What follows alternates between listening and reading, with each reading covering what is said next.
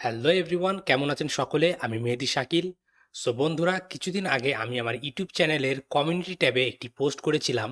যেই পোস্টে আমি বলেছিলাম যে আমি সাকসেসফুলি আমার প্রাইমারি কম্পিউটারকে অ্যাজ এ হ্যাকিনতোসে কনভার্ট করেছি এবং আমার সেই হ্যাকিনতোসে আমি সাকসেসফুলি অ্যাপেলের ম্যাকওএস অপারেটিং সিস্টেম রান করছি অ্যাপেলের সকল সার্ভিস সহকারে। আপনারা আমার সেই কমিউনিটি ট্যাবের পোস্টে বিভিন্ন প্রকার কমেন্ট করেছেন এবং জানতে চেয়েছেন যে কিভাবে আমি এই ম্যাকিনতোশ কম্পিউটারটি বানিয়েছি, এটিতে আমি কোন কোন সার্ভিস ইউজ করতে পারছি, কি কি ল্যাকিং রয়েছে, এটির পারফরমেন্স কেমন এবং আপনারা কিভাবে চাইলে এরকম হ্যাকিনতোশ বিল্ড করতে পারেন।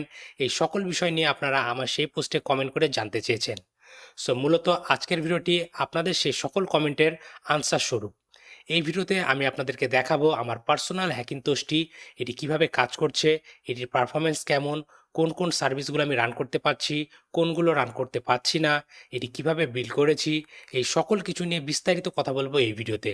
বাট তার আগে বলেছি গাইস, হ্যাকিনতোশ বানানো কিন্তু কমপ্লিটলি ইললিগ্যালও না, আবার লিগ্যালও না।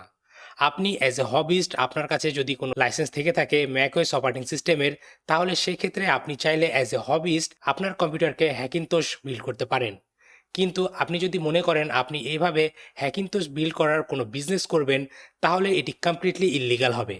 আপনারা এটি কখনো করার ট্রাই করবেন না। For personal use as a hobbyist আপনি এটি ট্রাই করতে পারেন। ধরে নিন আপনারা আপনাদের কম্পিউটারে যে উইন্ডোজ অপারেটিং সিস্টেম ইনস্টল করে ইউজ করেন, সেটি কি কেউ কিনে ইউজ করেন? কেউ কিন্তু কিনে ইউজ করেন না, আপনারা নর্মালি সেটিকে ক্র্যাক করে ইউজ করেন। সেটিও কিন্তু ইললিগ্যাল। কিন্তু আপনি যদি এমন কোনো কম্পিউটার ম্যানুফ্যাকচার করেন বা ম্যানুফ্যাকচার কোম্পানিতে রূপান্তরিত হন যারা কম্পিউটার বিল্ড করে এবং সেটিতে ওইএমভাবে উইন্ডোজ অপারেটিং সিস্টেম ইনস্টল করে দেয় এবং বিজনেস করে, সেই ক্ষেত্রে কিন্তু এটি মাইক্রোসফট কখনোই মেনে নেবে না। সেম অ্যাপেল ম্যাকওএসের ক্ষেত্রেও একই। আপনি অ্যাজ এ হবিজ নিজের পার্সোনাল ইউজের জন্য এটি করতে পারেন, কিন্তু কখনো এটিতে বিজনেস করা ট্রাই করবেন না।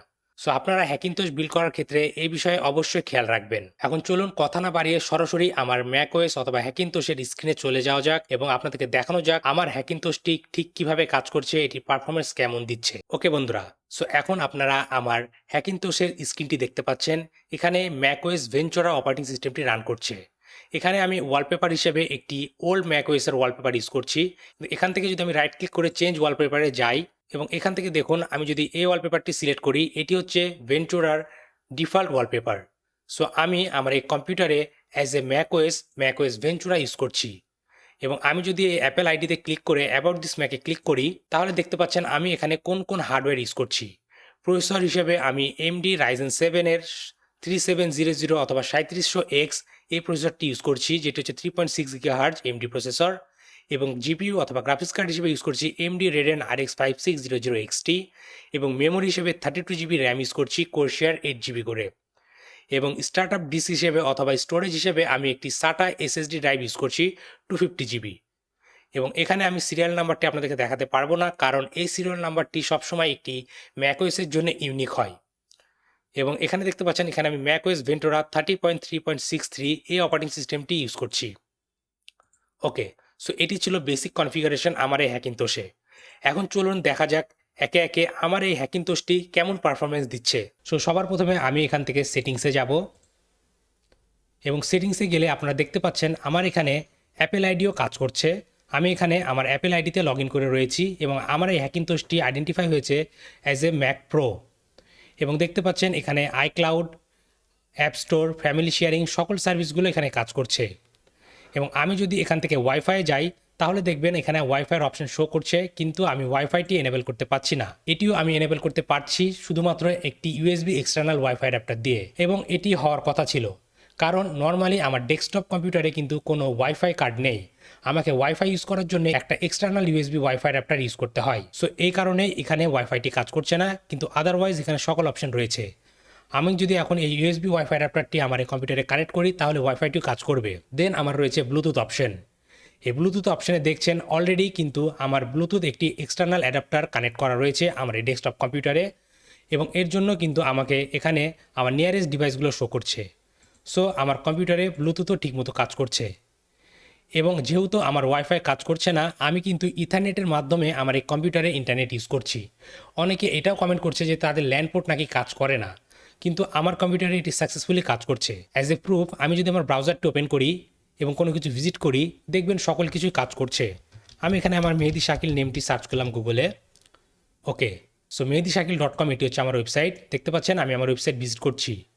এর অর্থই হচ্ছে আমার কম্পিউটারে ইন্টারনেটেও সাকসেসফুলি কাজ করছে ল্যান কেবলের মাধ্যমে। এবং অনেকে বলে যে তাদের এই গ্রাফিক্যাল ইউজার ইন্টারফেসগুলো নাকি ল্যাগ করে, কিন্তু আপনারা দেখতে পাচ্ছেন আমি খুবই স্মুথলি আমার এই সকল অপশানগুলো কাজ করছি, আমার কোনো কিছুই ল্যাগ করছে না।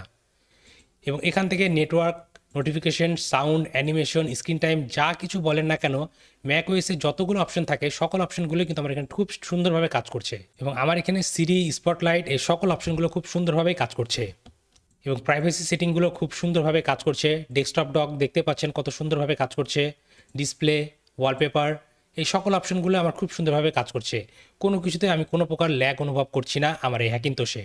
এবং অ্যাজ এ কিবোর্ড মাউস আমি আমার হ্যাকিন্তোশের সাথে A4 টেকের মাউস এবং কিবোর্ড কম্বোটি ইউজ করছি, যেটি আমি সাধারণত আমার উইন্ডোজ পিসিতে ইউজ করে থাকি। সো এই অ্যাপেলের যতগুলো অপশন রয়েছে, ফাংশনালিটি রয়েছে, সকল কিছুই খুব সুন্দরভাবে আমার হ্যাকিন্তোশে কাজ করছে। দেখুন আমি চাইলে এখানে আইমেসেজটি ওপেন করতে পারবো। আইমেসেজও খুব সুন্দরভাবে কাজ করছে। এখানে অ্যাপেলে যে মেল অপশনটি রয়েছে, মেলগুলো খুব সুন্দরভাবে কাজ করছে। আমি আইক্লাউডের মেলও সেট করেছি। এবং আমি যদি ফেস টাইম ওপেন করি দেখবেন এটি ওপেন হচ্ছে।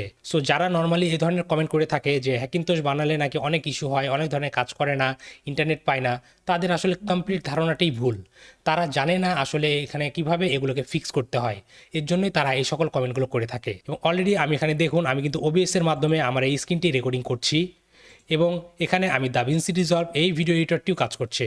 সাধারণত আমি এই দাভিন্সি রিজলভ ভিডিও এডিটরের মাধ্যমেই কিন্তু আমার ভিডিওগুলো এডিট করে থাকি। এবং নর্মালি দেখবেন অনেক কম্পিউটারে কিন্তু এই দাভিন্সি রিজলভটি স্মুথলি কাজ করে না, কিন্তু আমার ক্ষেত্রে এটি খুবই স্মুথলি কাজ করছে আমার এই হ্যাকিন্তোশে। ওভারঅল বলতে পারেন আমি সাকসেসফুলি আমার হ্যাকিন্তোশটি বিল্ড করেছি এবং এটিতে আমি কোনো প্রকার ইস্যু পাচ্ছি না। এখন চলুন কথা বলা যাক আমার সেই পুরনো ভিডিও নিয়ে, যেটিতে আমি দেখেছিলাম যে কিভাবে আপনারা ইজিলি কোনো উইন্ডোজ পিসিতে ম্যাকওএস ইনস্টল করবেন। সেটিতে আপনারা অনেকেই কমেন্ট করেছিলেন যে আপনাদের বিভিন্ন প্রকার সার্ভিস কাজ করছে না, এবং আপনারা এটিও জানতে চেয়েছিলেন এমডি বেস প্রসেসরে কীভাবে ইনস্টল করবেন, কারণ সেই ভিডিওটি ছিল ইন্টেল বেসড কম্পিউটারে। সো সবার প্রথমে আপনাদেরকে হ্যাকিন্তোশ বানানোর জন্য অথবা উইন্ডোজ পিসিতে ম্যাকওএস ইনস্টল করার জন্য আপনাদেরকে একটি গাইড ফলো করতে হবে। সেটির নাম হচ্ছে dortania ওপেন কোর। সো এটি দেখার জন্য আপনারা আপনাদের ব্রাউজারটা ওপেন করবেন, দেন গুগলে যাবেন এবং এখানে গিয়ে সার্চ করবেন dortania ওপেন কোর গিটহাব। দেন সবার প্রথমে যে গিটহাব লিঙ্কটি আসবে dortania.github.io, আপনারা এই লিঙ্কটি ওপেন করবেন। এই লিঙ্কে আপনারা in details A to Z guide পাবেন। কোন কোন কম্পিউটারকে আপনারা হ্যাকিন্তোশ বানাতে পারবেন, কোনগুলোতে বানাতে পারবেন না, কোনটাতে বানালে কী ইস্যু আসবে, ইস্যুগুলো কীভাবে সলভ করবেন, এই সকল কিছু আপনারা এই গাইডে পেয়ে যাবেন। আমি যদি গেটিং স্টার্টেডে ক্লিক করি তাহলে দেখবেন এখানে সবার প্রথমে আপনাদেরকে প্রি রিকুইজিট দেওয়া হয়েছে। আপনারা এখান থেকে এই সকল অপশনগুলো পড়ে নেবেন। এখানে বলা হয়েছে দেখুন আপনারা কোন সিপিইউ সিলেক্ট করবেন, কোন জিপিইউ সিলেক্ট করবেন, এই সকল কিছু এখানে বলে দেওয়া হয়েছে। যদি ডট.এন গাইড এখানে ক্লিক করি তাহলে দেখবেন জিপিইউ বায়ার গাইড বলে একটি সেকশন রয়েছে। আমি যদি এখানে ক্লিক করি তাহলে আপনাদেরকে এখানে নতুন কিছু গাইড দেওয়া হবে যে আপনারা এমডি জিপিইউ যদি কিনেন বা আপনার কম্পিউটারে এমডি জিপিইউ যদি থাকে, কোন কোন ধরনের জিপিইউতে আপনারা কোন ধরনের ম্যাকওএস ইউজ করতে পারবেন। এভাবে সকল এমডি জিপিইউ যেগুলো সাপোর্টেড ম্যাকওএসের জন্য সকলগুলো লিস্ট এখানে দেওয়া রয়েছে। এবং এর পাশাপাশি দেখুন আপনারা যদি এনভিডিয়া জিপি ইউজ করেন সেটির একটি সেকশন রয়েছে। আপনারা যদি ইন্টেল জিপি ইউজ করেন সেটিরও এখানে একটি সেকশন রয়েছে। সো এভাবে আপনারা আইডেন্টিফাই করে নিতে পারেন আপনার কম্পিউটারে কোন ধরনের সিপিইউ অথবা জিপিইউ রয়েছে। এবং এখন যদি আমরা ডট.এন গাইড থেকে গেটিং স্টার্টেড অথবা হোম সাইট এখানে যাই এবং এখান থেকে গেটিং স্টার্টেডে ক্লিক করি তাহলে দেখবেন এখানেও এই সকল অপশনগুলো দেওয়া রয়েছে। জিপিইউর buyer guide, wireless buyer guide, এনটি হার্ডওয়্যার বায়ার গাইড। এই গাইড থেকে আপনারা পেয়ে যাবেন কোন কোন ধরনের কম্পিউটারে অথবা জিপিইউতে অথবা সিপিইউতে আপনারা হ্যাকিন্তোশ বিল্ড করতে পারবেন না। এই গাইড ফলো করে এই সকল কিছু এখানে দেওয়া রয়েছে। দেন রয়েছে ইনস্টলেশন গাইড। এখান থেকে যদি আপনারা ওপেন কোর ইনস্টল গাইডে যান তাহলে আপনি আগের পেজটি পাবেন এবং এখান থেকে গেটিং স্টার্টেডে যাবেন। গেটিং স্টার্টেডে গেলে আপনার কম্পিউটারে যদি উইন্ডোজ অপারেটিং সিস্টেম ইনস্টল করা থাকে এবং সেটি দিয়ে আপনারা কীভাবে একটি ম্যাকওএসের বুটেবল ইউএসবি ড্রাইভ ক্রিয়েট করবেন সেটিও এখানে দেওয়া রয়েছে। ধরুন এখানে এই সেকশনে বলা হয়েছে making the installer in macOS. আপনার যদি ম্যাক আগে থেকে থাকে তাহলে কীভাবে বুটেবল ইউএসবি ক্রিয়েট করবেন, যদি উইন্ডোজ থাকে তাহলে কীভাবে ক্রিয়েট করবেন, তারপর যদি লিনাক্স থাকে কীভাবে ক্রিয়েট করবেন, এই সকল কিছু কিন্তু এখানে স্টেপ বাই স্টেপ ইমেজ সহকারে এবং টেক্সট আকারে কমান্ড সহকারে দেওয়া রয়েছে। আপনারা এই গাইডগুলো ফলো করে নিয়ে নিজেদের কম্পিউটারের জন্য একটি ইএফআই ফাইল ক্রিয়েট করে নেবেন।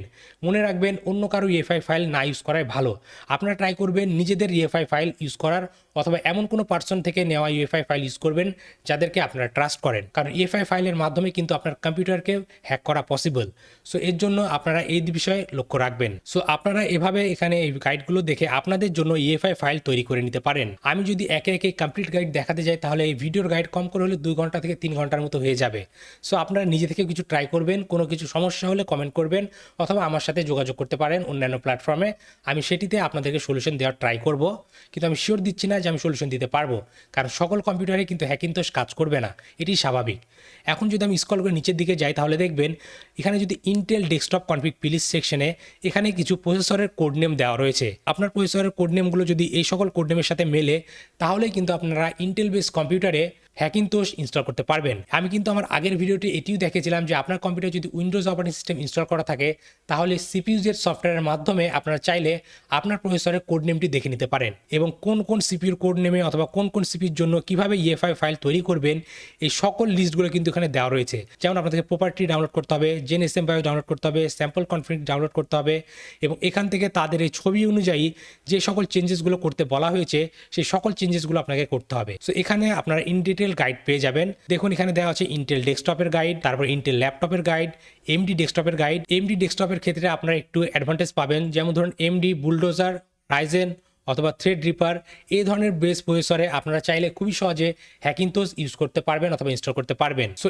এই গাইড দেখে আপনারা চাইলে নিজে থেকে ইএফআই ফাইল তৈরি করে নিতে পারেন। একটি ইএফআই ফাইলটি হচ্ছে আসল ফাইল, যেটির ভিতরে বিভিন্ন প্রকার কেক্স ফাইল থাকে, এবং এর কারণে আপনার কম্পিউটারে ইন্টারনেট কাজ করে না, ব্লুটুথ কাজ করে না, এই সকল ইস্যুগুলো ফেস করেন। কারণ এই ইএফআই ফাইলের ভেতরেই আমরা যেমন আমাদের উইন্ডোজ কম্পিউটারে ড্রাইভার ইউজ করি কোনো কিছু কাজ করানোর জন্য, অ্যাপেল ম্যাকওএসে অথবা হ্যাকিন্তোশে কেক্স ফাইল থাকে। এই কেক্স ফাইলগুলোই আপনাদের ইএফআই ফাইলে থাকতে হবে।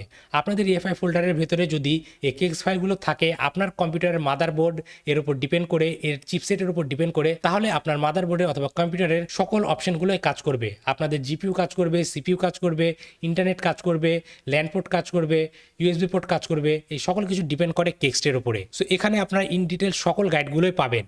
আপনারা জাস্ট একটু ধৈর্য সহকারে এগুলো দেখবেন। আপনাদের যদি ধৈর্য না থাকে তাহলে বলবো আপনারা কখনোই হ্যাকিন্তোশ বিল্ড করার ট্রাই করবেন না। সো এটি ছিল ইন ডিটেল গাইড। কিন্তু মনে রাখবেন ম্যাকিন্তোশ অথবা হ্যাকিন্তোশ বানানোর জন্য সবচেয়ে ইম্পর্টেন্ট যে বিষয়টি সেটি হচ্ছে আমাদের ইএফআই ফোল্ডার।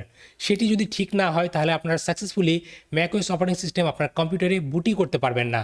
ইনস্টলেশন তো দূরের কথা এবং স্মুথলি ইউজ করা তো দূরের কথা, ইএফআই যদি ঠিক না থাকে আপনারা ম্যাকওএসটি বুটই করতে পারবেন না। চলুন আমি আমার এই কম্পিউটারের ইএফআই ফোল্ডারটি আপনাদেরকে দেখিয়ে দিই ফর অ্যান এক্সাম্পল। আমি ইএফআই ফোল্ডারটি ওপেন করব, করে এখান থেকে আমি যদি বুটে যাই তাহলে দেখবেন এখানে x64 একটি ফাইলই থাকে, এবং ওসি যে ফোল্ডারটি রয়েছে এর মধ্যেই মূলত সকল অপশনগুলো থাকে, যেমন কনফিগ প্লিজ, ড্রাইভার্স, এবং এর পাশাপাশি এই যে কেক্স যে ফোল্ডারটি রয়েছে এটির ভেতরে আপনাকে আপনার কম্পিউটারের উপর ডিপেন্ড করে বিভিন্ন প্রকার কেক্স ফাইল অ্যাড করতে হবে। সাউন্ড যাতে ঠিকভাবে কাজ করে, ওয়াইফাই যাতে ঠিকভাবে কাজ করে, এর জন্য আপনাদেরকে এই কেক্স ফাইলগুলো গুগল করে করে ডাউনলোড করে নিয়ে আপনার কম্পিউটারের জন্য আপনার একটি ইএফআই ফাইল ক্রিয়েট করে নিতে হবে। এবং আমার এখানে আরেকটি মাইক্রোসফট ফোল্ডার দেখাচ্ছে এই কারণ আমার এই হ্যাকিন্তোশে আমি ডুয়েল বুট ইউজ করছি। আমি চাইলে যখন তখন ম্যাকওএস থেকে উইন্ডোজে সুইচ করতে পারি।